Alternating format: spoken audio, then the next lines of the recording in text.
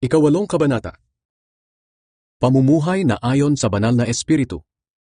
Kaya ngayon, hindi nahahatulan ng kaparusahan ang mga na kay Kristo Jesus. Sapagkat sa pakikipag-isa natin kay Kristo Jesus, pinalaya na tayo sa kapangyarihan ng kasalanan at kamatayan sa pamamagitan ng kapangyarihan ng banal na espiritu na nagbibigay buhay. Ang kautusan ay hindi makapag-aalis ng kapangyarihan ng kasalanan sa ating buhay dahil sa kahinaan ng ating makasalanang pagkatao. Ang Diyos ang nag-alis nito nang isinugo niya ang sarili niyang anak sa anyo ng isang taong makasalanan upang handog para sa ating mga kasalanan. At sa kanyang pagiging tao, tinapos na ng Diyos ang kapangyarihan ng kasalanan.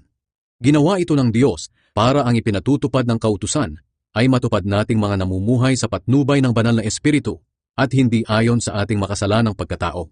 Sapagkat ang mga taong namumuhay ayon sa kanilang makasalanang pagkatao ay walang ibang iniisip kundi ang nais ng kanilang pagkatao. Pero ang tao namang namumuhay ayon sa banal na espiritu ay walang ibang iniisip kundi ang nais ng banal na espiritu.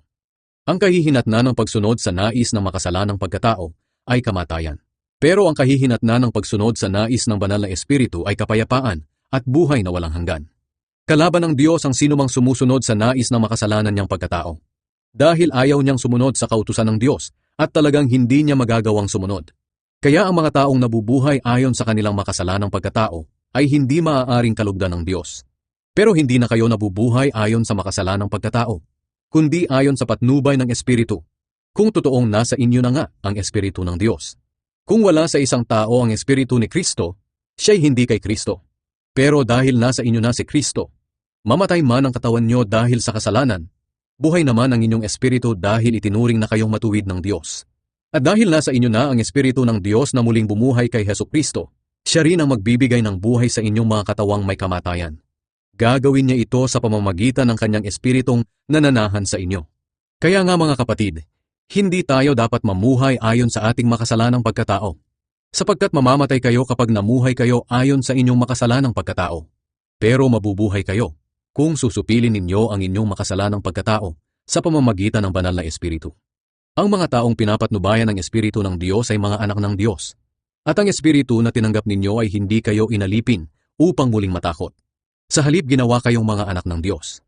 Ngayon, sa pamamagitan ng banal na Espiritu, matatawag na ninyong Ama ang Diyos. Ang banal na Espiritu at ang ating Espiritu ay parehong nagpapatunay na tayo'y mga anak ng Diyos. At bilang mga anak, mga tagapagmana tayo ng Diyos at kasama ni Kristo na magmamana ng mga pagpapalang inilaan niya. Sapagkat kung magtitiis tayo kagaya ni Kristo noon, darating ang araw na pararangalan din tayong kasama niya. Ang napakagandang kalagayan sa hinaharap. Para sa akin, ang mga paghihirap sa buhay na ito ay hindi maihahambing sa napakagandang kalagayan na mapapasa atin balang araw. Maging ang buong nilikha ay sabik na naghihintay na ihayag ng Diyos ang mga anak niya. Sapagkat ang lahat ng nilikha ng Diyos ay hindi nakaabot sa layuning para sa kanila. Nangyari ito hindi dahil sa gusto nila, kundi dahil ito ang gusto ng Diyos. Pero may pag-asa pa. Dahil palalayain din niya ang buong nilikha mula sa kabulukang umaalipin dito. At makakasama rin sa napakagandang kalagayan ng mga anak ng Diyos. Alam natin na hanggang ngayon, ang buong nilikha ay naghihirap at tumaraing tulad ng isang babaeng manganganak na. At hindi lamang ang buong nilikha, kundi pati tayong mga tumanggap ng banal na Espiritu na siyang unang kaloob ng Diyos, ay dumaraing din habang naghihintay tayo na matubos ang ating mga katawan at mahayag ang ganap na katayuan natin bilang mga anak ng Diyos. Ligtas na tayo at naghihintay na lang na maging ganap ang kaligtasang ito. Umaasa tayo dahil wala pa ang inaasahan natin. Aasa pa ba tayo kung nariyan na ang ating inaasahan? Pero kung ang inaasahan natin wala pa, maghihintay tayo ng may pagtitiyaga. Tinutulungan tayo ng banal na Espiritu sa kahinaan natin.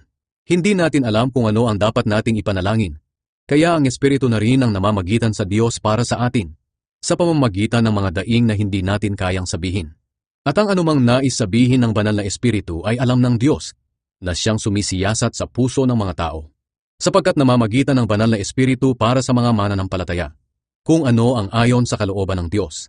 Alam natin na sa lahat ng bagay gumagawa ang Diyos para sa ikabubuti ng mga umiibig sa Kanya, na Kanyang tinawag ayon sa Kanyang layunin. Sapagkat alam na ng Diyos noon pa man kung sino-sino ang Kanyang magiging mga anak.